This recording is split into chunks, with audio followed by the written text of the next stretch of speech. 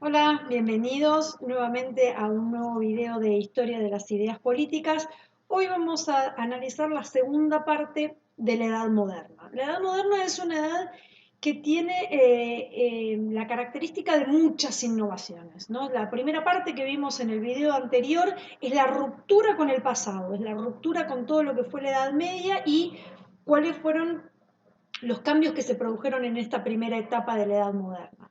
En esta segunda parte vamos a ver cómo, una vez asentados todos los cambios que se produjeron en la etapa anterior, se empieza a sembrar lo que va a ser el tiempo que viene, ¿sí? Cómo empiezan a aparecer ideas que se van a hacer bien fuertes a fines de la Edad Moderna y fundamentalmente en la Edad Contemporánea. Si vamos a ponernos a analizar muchas de las cosas que vamos a hablar hoy, son conceptos y son ideas que siguen vigentes hasta nuestros días. Es decir, una vez que se instalaron durante la Edad Media, permanecieron inalterables prácticamente hasta nuestros días.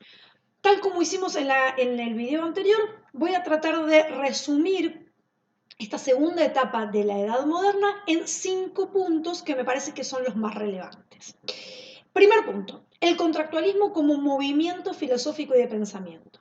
El contractualismo es un pensamiento que se da en el marco de la filosofía, pero que es bastante cercano al derecho justamente porque usa una figura propiamente jurídica como es el contrato.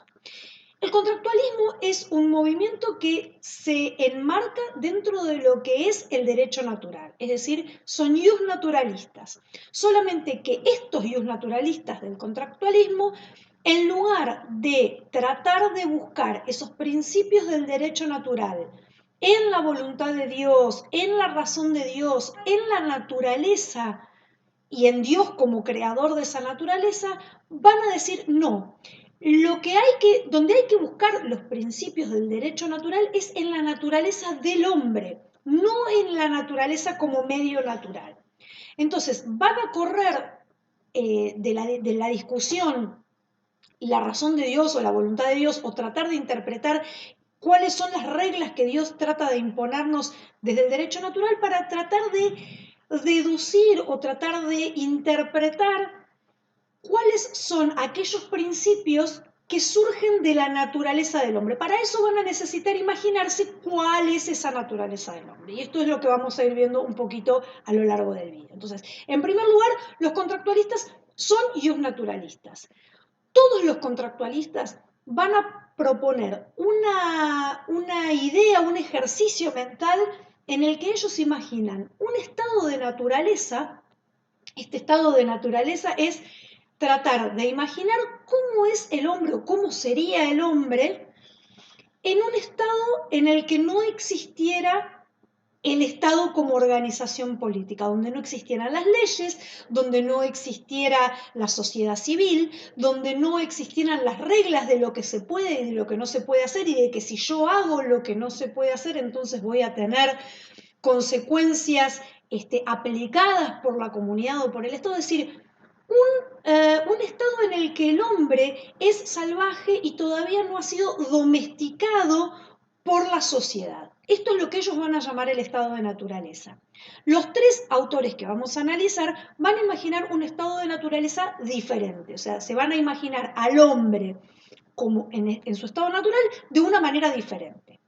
Entonces, a partir de ese estado de naturaleza, de ese estado en el que el hombre vive como es naturalmente y antes de que lo cambie o lo modifique la sociedad, van a pasar a explicar el paso de ese estado de naturaleza al de la sociedad políticamente organizada, que es el Estado, a través de un contrato social.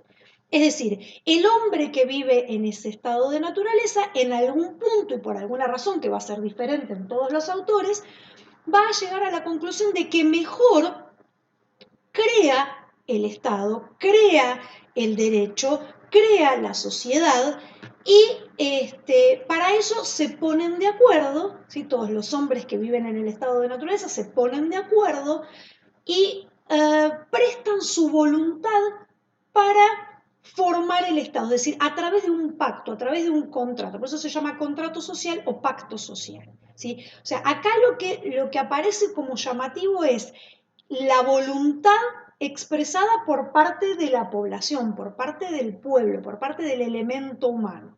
Es decir, son ellos los que están creando el Estado y ya no es el Estado que viene de Dios ni viene de ninguna fuerza sobrenatural, sino que son los propios miembros de ese Estado los que han prestado el consentimiento, han dado su voluntad para que ese Estado exista.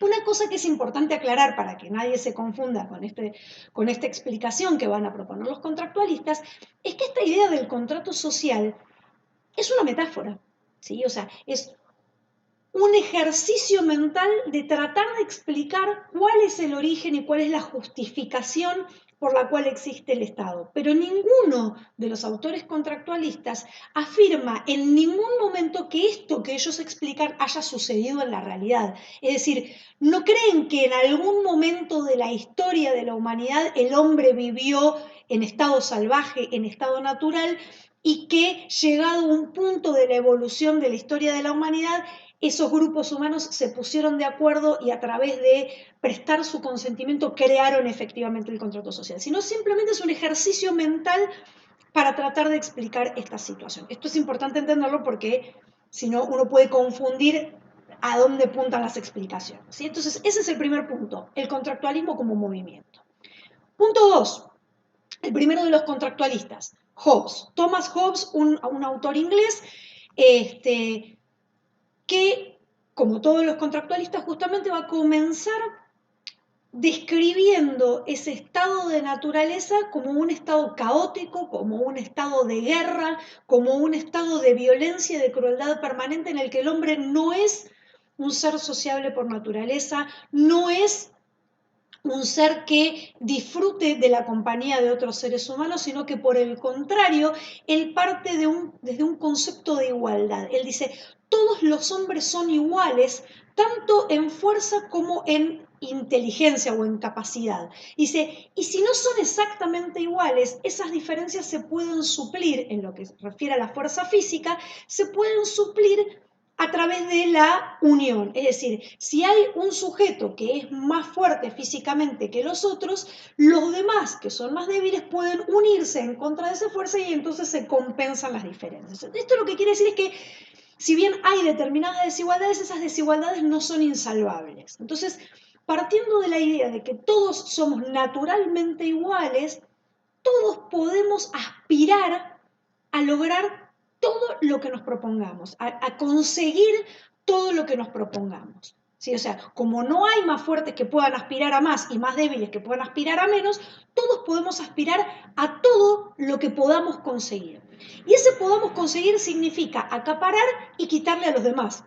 Luego, si yo acaparo y le quito a los demás, luego voy a tener que defender eso que conseguí porque los demás también pueden hacerme lo mismo. Es decir, si yo le quito a mi vecino, luego me voy a tener que defender de mi vecino porque mi vecino, al ser igual que yo y al poder aspirar a lo mismo que aspiro yo, también va a poder venir a quitármelo.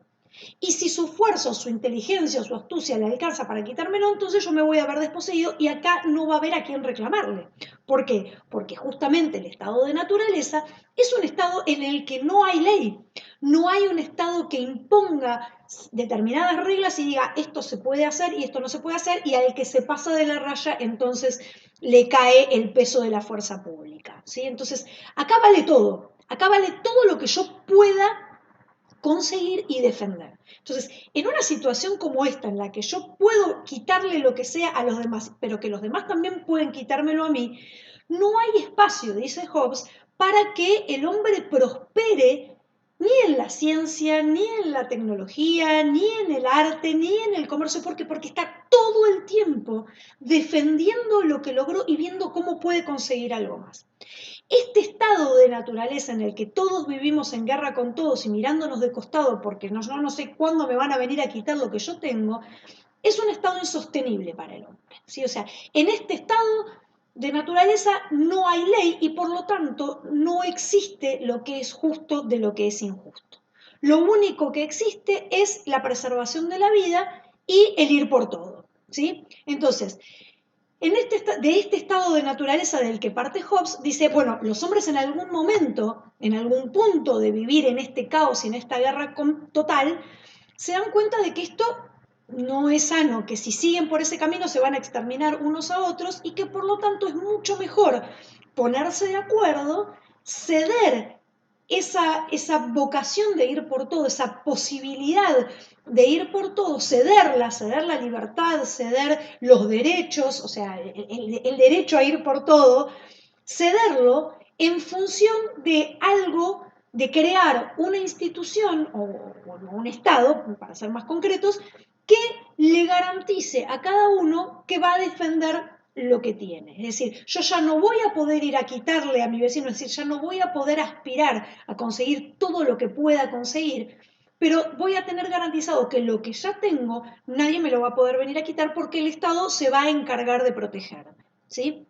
Entonces, este paso del estado de naturaleza al estado político, a la creación del Estado, se va a generar a partir de que los individuos ceden sus derechos, sus libertades y sus posibilidades en favor de un poder que les va a garantizar que lo que tienen nadie se los va a poder quitar.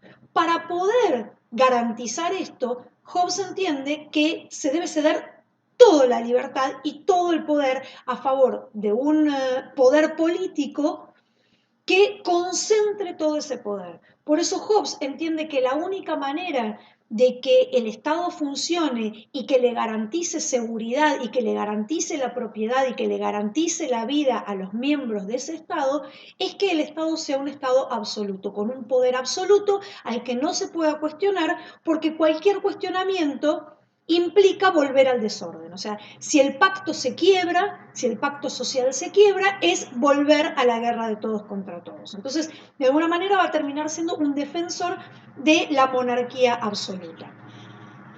El segundo, o mejor dicho, el tercero de los puntos de este video es el segundo de los contractualistas, que es John Locke.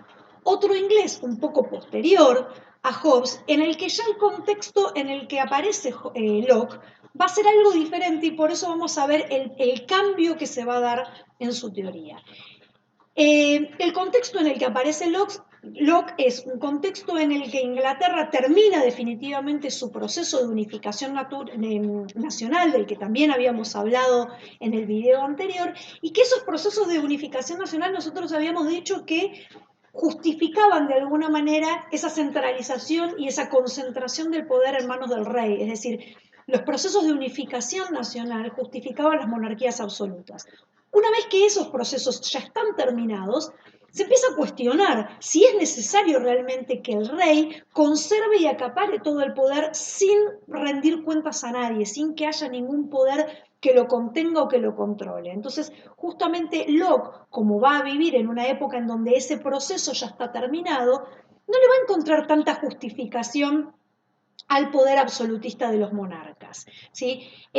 También va a aparecer en la época de Locke que la revolución industrial, ya bastante más avanzada, va a también de alguna manera seguir incrementando el poder que va teniendo la burguesía como clase social y se va a ir gestando lo que son los principios del liberalismo económico que se va a dar durante este siglo con la obra de Adam Smith y el liberalismo político. ¿Sí? O sea, está en ciernes todas estas cosas. Todo esto está dando vuelta mientras Locke va a escribir su obra. Locke también va a partir de un estado de naturaleza, pero a diferencia de Hobbes, este estado de naturaleza, este estado en el que el hombre vive como si fuese un salvaje, como si fuese un estado en el que no hay ley, en el que no hay derecho, no es tan pesimista ni es tan oscuro como el de Hobbes. Por el contrario, Locke imagina que en este estado de naturaleza los hombres viven en paz, se ayudan mutuamente y que se rigen bajo la ley de la naturaleza que contempla 4 derechos.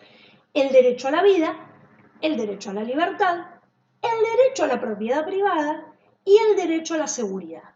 ¿Sí? Entonces, es un panorama mucho más optimista y mucho menos miedoso que el que nos pintaba Hobbes.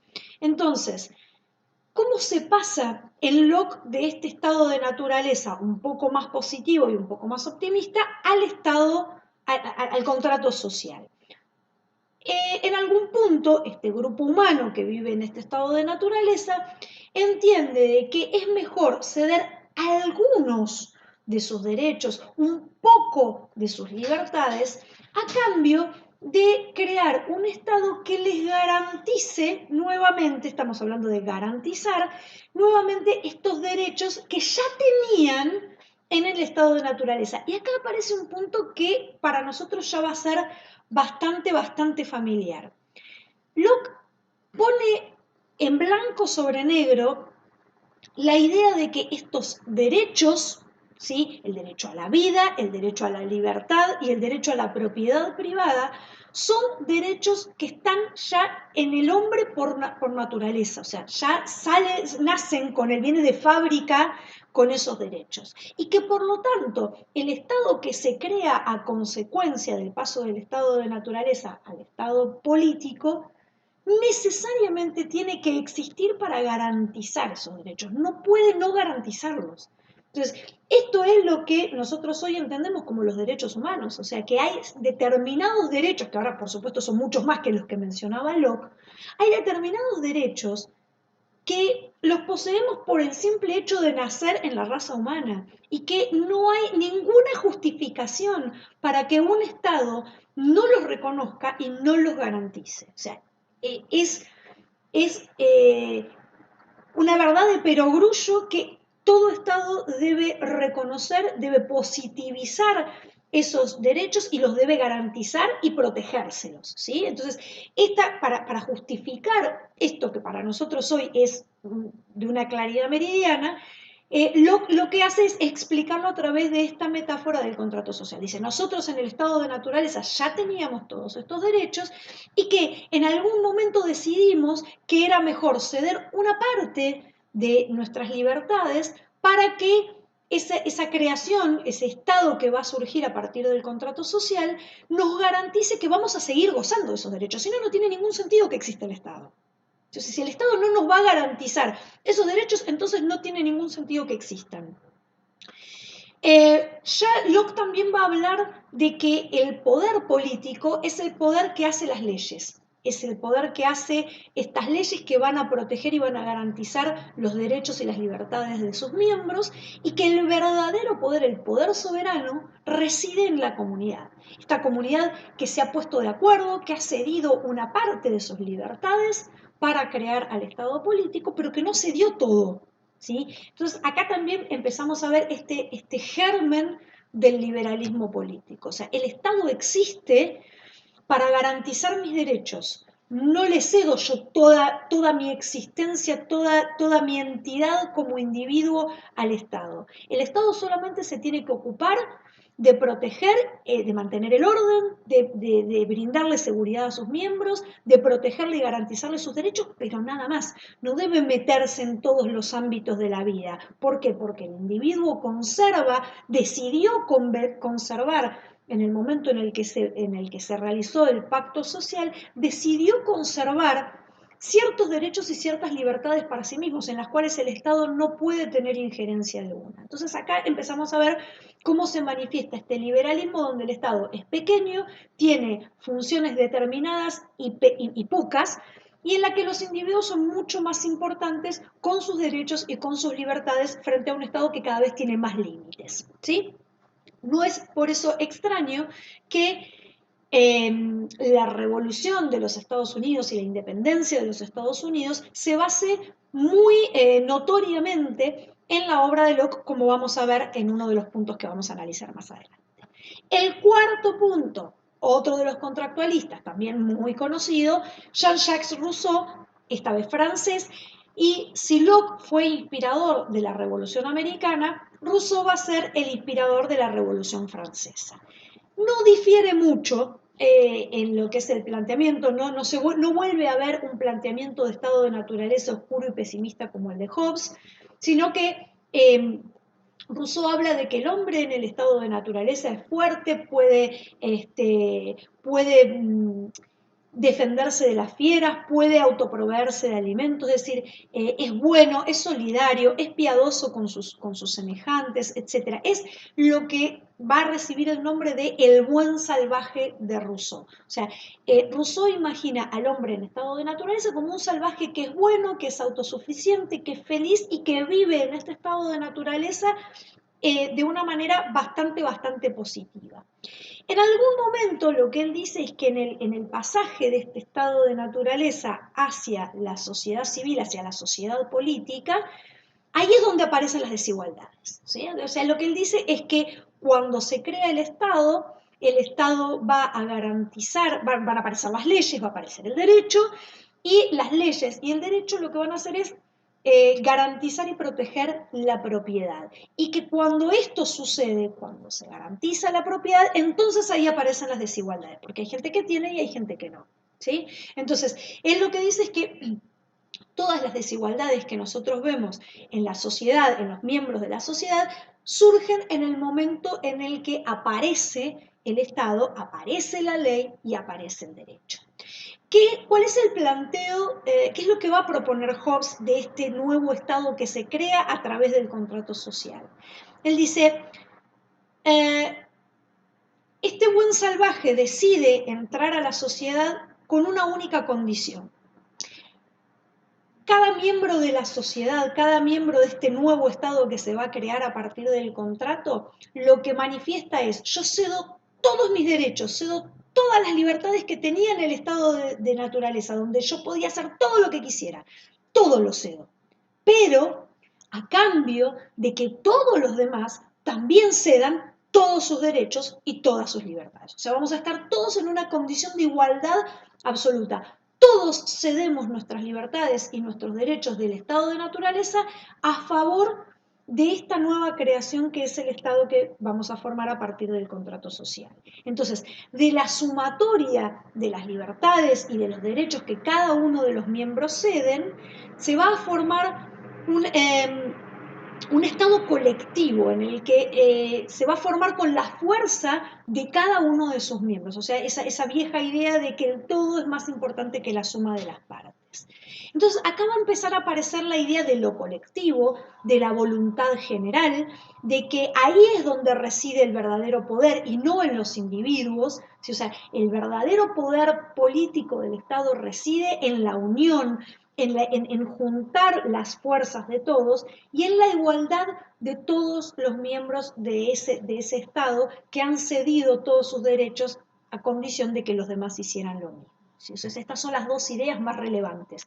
La idea de la igualdad de todos los miembros y la idea de lo colectivo y de la voluntad general. No por nada entonces Rousseau va a ser uno de los grandes inspiradores de la Revolución Francesa, donde la igualdad es uno de los principios, donde justamente lo que se plantea es la igualdad de los miembros y esta idea de que es necesario de que el pueblo, la población, empiecen a participar en la toma de decisiones, que la ley tiene que ser hecha por la voluntad general, o por lo menos tiene que ser una manifestación de la voluntad general, y donde se va a empezar a ya a no ver con tan buenos ojos la idea de una monarquía unipersonal, sino de que se empieza a imponer la idea de las democracias, de las repúblicas, de la división de poderes, de la participación popular en la toma de decisiones, porque justamente ahí es donde reside el verdadero poder, en lo colectivo, en lo general, en la voluntad general. ¿Sí? O sea, esta idea de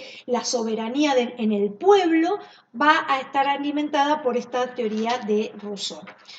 Y el quinto y último punto de este video es, como habíamos mencionado, la Revolución Americana. ¿Se acuerdan en el video anterior que hablamos de que a raíz de las guerras religiosas que se daban en Europa, había habido un grupo de ingleses protestantes que cansados de las persecuciones y de las guerras y de la violencia se habían subido a un barco y habían rumbeado para algún lugar donde pudieran asentarse y vivir y practicar su fe en paz y que de ese asentamiento, de esas colonias que habían creado, habían surgido los Estados Unidos? Bueno, continuamos entonces con esa historia. La historia de las colonias inglesas en América, o sea, de lo que futuramente va a ser los Estados Unidos, es un poco más o menos la misma historia de todas las colonias con todas sus metrópolis, ¿no? O sea, la metrópoli, que era Inglaterra, estaba en plena época industrial, de manufactura, etcétera, y las colonias eran un poco más de vivir de la exportación de las materias primas, es de la típica relación imperio-colonia en la que la metrópoli toma las materias primas de su colonia, las convierte en productos industrializados y luego le vende a su colonia los productos industrializados a mayor precio, por supuesto, y así se asegura tener siempre un mercado donde colocar sus excedentes de producción. Entonces, bueno, como veníamos diciendo, la relación entre los Estados Unidos e Inglaterra o Gran Bretaña era la misma que la típica relación colonial en la que la metrópoli explota bastante a sus colonias y bueno, y así van, ¿no? En este caso lo que sucede es que los miembros de estas colonias que venían de Inglaterra tenían una formación no tan sumisa y no se bancaban de una manera tan pasiva la explotación por parte de la metrópoli. Entonces, cuando Gran Bretaña les empieza a imponer una serie de impuestos para financiar la guerra con Francia por los territorios que se estaban disputando en Canadá, les empieza a imponer nuevos impuestos, bueno, la gente de las colonias no estaba tan de acuerdo, como siempre hay un motivo económico, como siempre el billete está de por medio, empiezan a valerse de ciertos argumentos que eran válidos, valga la redundancia, en Inglaterra, que era, en Inglaterra regía un principio que estaba instaurado en la Carta Magna, que decía que no se podían crear nuevos impuestos sin el consentimiento de aquellos que lo tenían que pagar. ¿Sí? O sea, en Inglaterra ya existía el Parlamento, o sea, el rey no hacía lo que se le cantaba, sino que tenía un Parlamento que lo controlaba y que lo limitaba. Entonces, si se querían crear nuevos impuestos, si al rey se le antojaba crear nuevos impuestos para financiar cualquier cosa que a él se le ocurriera, no podía hacerlo si se le cantaba hacerlo, sino que tenía que consultarlo con el Parlamento, en el que estaban los representantes de la población, que en definitiva iba a ser lo que tenían que pagar esos impuestos. Pero esto no regía en América, ¿sí? Entonces, lo que los de la colonia empiezan a decir es, para un poquito, o sea, no nos podés seguir poniendo todos los impuestos que a vos se te antoje, porque nosotros no tenemos participación, no tenemos voz y voto en ese parlamento que le limita los caprichos al rey. Entonces, si nosotros vamos a tener que pagar impuestos, entonces queremos participación en el Parlamento, o sea, queremos que se nos consulte los impuestos que vamos a pagar. O sea, lo que de alguna manera estaban exigiendo los miembros de las colonias era una igualdad de categoría ciudadana, si se quiere, con los miembros de Inglaterra, de Gran Bretaña, ¿sí?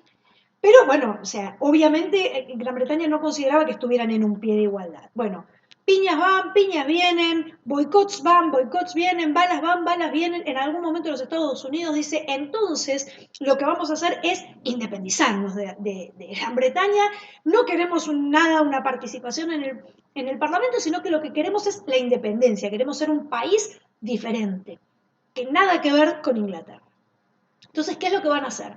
En 1776, el 4 de julio, van a declarar la independencia, que, dicho sea de paso, y esto es un punto importante por el cual se menciona, es la primera colonia americana que se independiza de su colonizador europeo, y que este movimiento va a ser el puntapié inicial por el cual después todos los países de la América Latina, de la América Francesa, de la América Portuguesa, también van a ir luego independizándose de sus propios de sus propias metrópolis. ¿Sí? O sea, lo que nos va a pasar a nosotros en 1810 y al resto de los países de América es de alguna manera seguir la huella de lo que los estadounidenses comenzaron en 1776.